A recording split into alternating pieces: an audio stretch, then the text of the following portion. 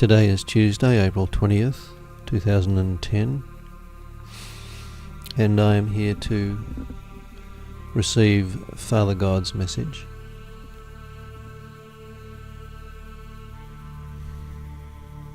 And he is saying,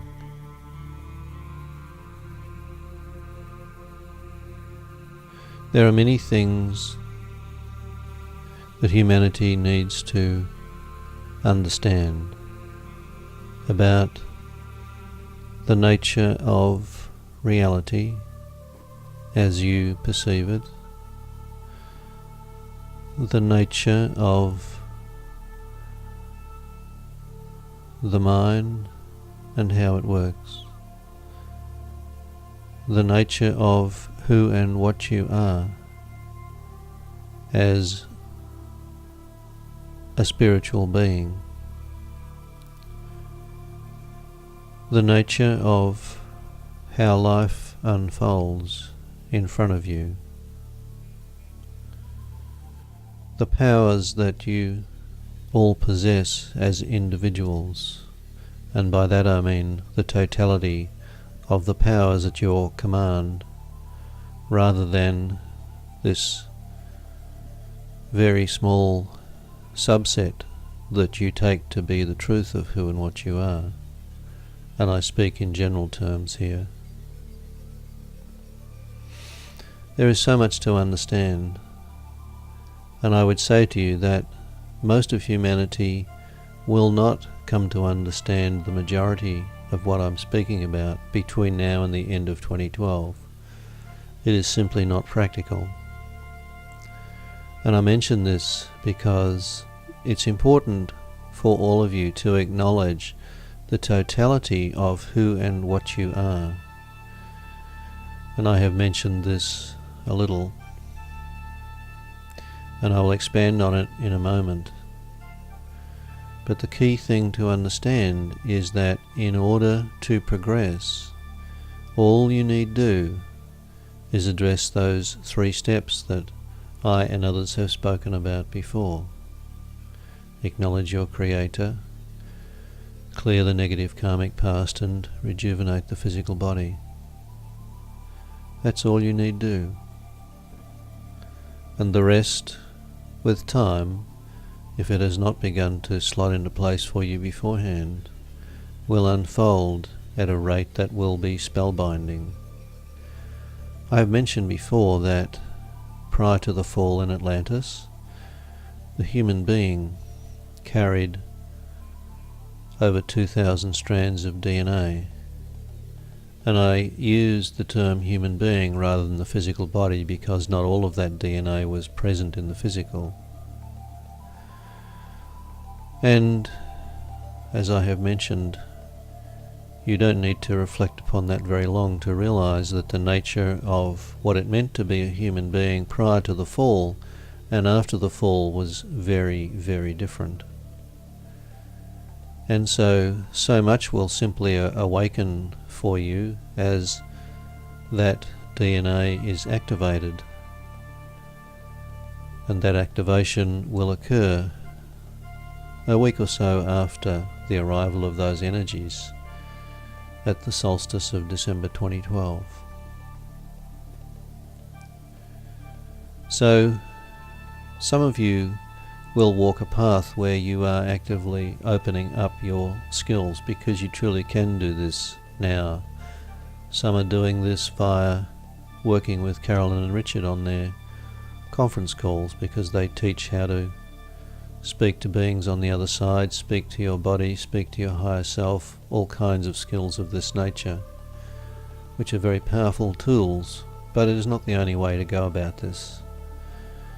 You can do, if you have the trust and willingness, you can do much of this yourself, because the key is going within and trusting the true nature of who and what you are. All that you require is within you, and being taught by another simply helps you understand what tools you have available and to trust those tools and the abilities that you possess innately.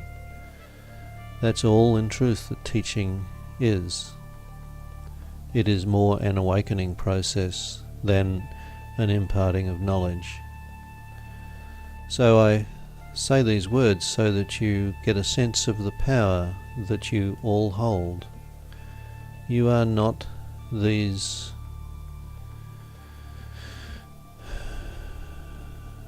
disempowered, weak beings that require somebody else to guide you, somebody else to save you, somebody else to take care of you.